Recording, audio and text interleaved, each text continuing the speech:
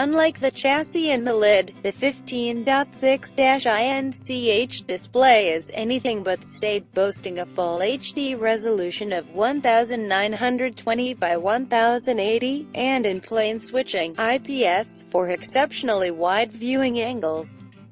The glossy finish makes the already excellent-looking colors pop even more, but at the expense of glare protection. The glare will be a problem if you typically work in fluorescent-lit office environments, although it's no worse than other glossy displays we've tested recently. A further note about the colors. Dell says the Precision 3520 screen on our review unit can display 72% of the color gamut, while the non-touch 1366 by 768 display on the base Precision 3520 can only display 42%. When you translate that into what the naked eye experiences, the Precision's colors aren't quite as vivid as those that the MacBook Pro can display, with its support for a wider DCI-P3 gamut. Still, if you're a photographer, you'll appreciate that Dell is sticking with the more widely supported Adobe RGB gamut. The port selection is adequate for a mobile workstation in 2017. And it includes a USB-C connector with Thunderbolt 3 support. Unfortunately, there's only one, which is half the complement you'll find on the HP's eBook Studio and just a quarter of the 4 USB-C Thunderbolt connectors on the MacBook Pro.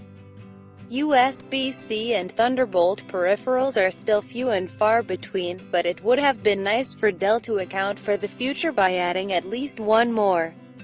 The remainder of the ports amounts to 3 USB 3.0 Type-A connectors, an HDMI port, an Ethernet port, an SD card reader, a headphone jack, and a SIM card slot. Companies with especially stringent IT security requirements will appreciate the option to add a fingerprint reader, the superior touch variety, not the one that requires you to swipe your finger, and a contactless card reader, both of which are installed on our test unit. They're both located to the right of the touchpad, which means that using the touchpad itself is a bit awkward if you're expecting it to be smack dab in the middle of the laptop.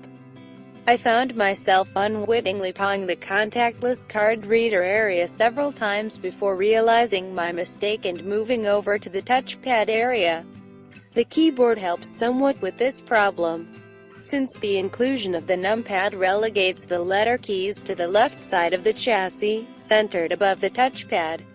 Number crunchers will welcome the 10-key numpad, and people who type all day long will find the keyboard reasonably sturdy with adequate travel for a laptop, though it's not quite as comfortable as the one on the Lenovo ThinkPad T470.